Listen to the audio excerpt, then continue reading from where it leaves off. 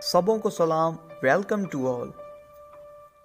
जूं जूं याकूब कनान के करीब आता गया जहां उसका बाप इसहाक रहता था, वो अपने भाई ईसू के बारे में भी सोचता रहा।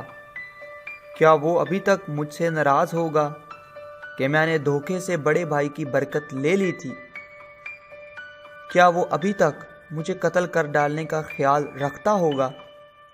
याकूब को याद था कि बैत-एल के मुकाम पर खुदा ने वादा किया था कि वो मुझे महफूज और सलामत रखेगा और मेरे बाप के घर में वापस लाएगा। चुनाचा उसने दुआ मांगी, ऐ खुदा, जब मैं अपना घर छोड़कर इस रास्ते से गुजरा था तो मेरे पास एक लाठी के सिवा कुछ ना था। तूने मुझे बहुत दौलत बख्शी है और मैं इन गल्लों और रेवड़ों और बड़े ख़ानदान के साथ वापस आ रहा हूँ। मैं तेरी रहमत और शफ़क़त का हक़दार नहीं, लेकिन मैं तेरी मिन्नत करता हूँ, मुझे ईसू के हाथ से बचाए रखना। उस शाम याकूब ने अपने नौकरों, अपने सारे माल मवेशी और ख़ानदान के सारे अफराद को घाट से पार उतारा और कहा कि तुम सब मेरे आगे आगे जाओ। वो उस रात अकेला रहना चाहता था ताकि खामोशी में सुकून से सोच सके। रात की तारीकी में एक आदमी ज़ाहिर हुआ और याकूब के साथ कुश्ती करने लगा। याकूब अपने बचावों के लिए उछल पड़ा और दोनों बाहम गुत्थम गुत्था हो गए और एक दूसरे को चित करने की कोशिश करने लगे।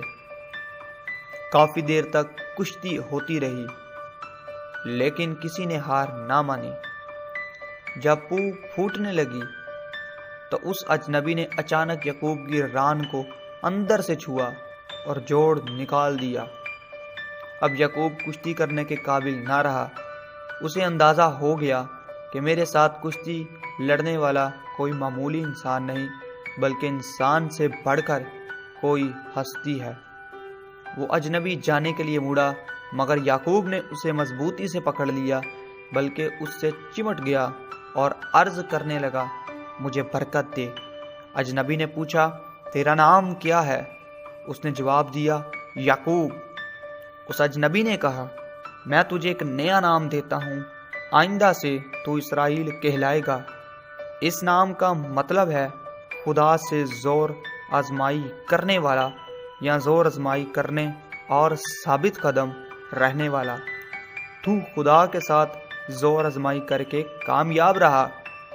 तूने अच्छे और बुरे हालात में खुदा के वादों पर यकीन रखा। तूने लड़ाई जीत ली है। याकूब ने उससे पूछा, तेरा नाम क्या है? लेकिन उस अजनबी ने अपना नाम ना बताया।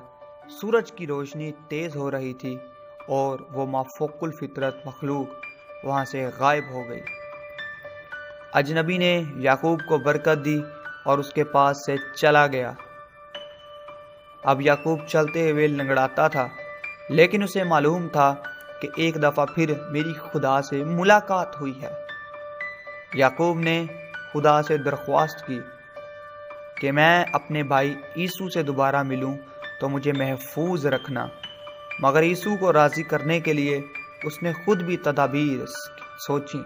पहले उसने बड़े अदब से उसे पैगाम भेजा कि मैं तेरी खिदमत में हाजिर होने के लिए आ रहा हूँ। उसे ख्याल था कि मेरा भाई मुझे मिलने के लिए आएगा। फिर उसने अपने सारे गल्लों और रेवड़ों में फिर कर बेहतरीन भेड़ें, बकरियाँ, ऊँट और गधे अलग किए। उसने उन्हें अलग अलग गोलों में तकसीम किया और हर गोल पर एक नौकर को मुख्तार मुकर्रर किया और उनको हुक्म दिया कि तुम मेरे आगे आगे जाओ और गोलों के दरमियान बहुत फासला रखना।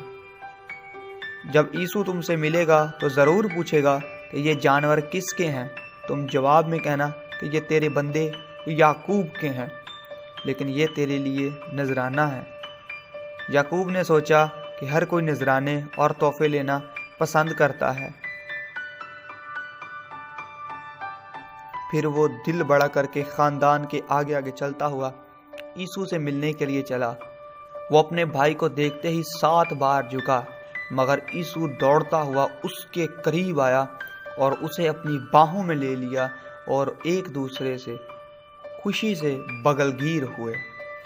ये देख कर के यीशु ने वाकई ही मुझे माफ़ कर दिया है, याकूब का दिल खुशी से भर गया। यीशु ने कहा, चलो घर तक इकट्ठे चलते हैं। मगर याकूब तो आहिस्ता आहिस्ता सफ़र कर सकता था, क्योंकि उसके साथ बच्चे और छोटे छोटे जानवर भी थे। वो यीशु के मजबूत और ताकतवर आदमियों की तरह तेज़ नहीं चल सकते थे। चुनांचे भाइयों ने एक दफ़ा फिर एक दूसरे को खुदा हाफिज़ कहा और उनमें सुलह हो गई और अपनी अपनी राह को हो गए। आमीन। Thank you so much for watching this video. अगर आपने अभी तक इस चैनल को सब्सक्राइब नहीं किया तो प्लीज़ इस चैनल को सब्सक्राइब कीजिएगा। Stay blessed, be safe and be aware. आमीन।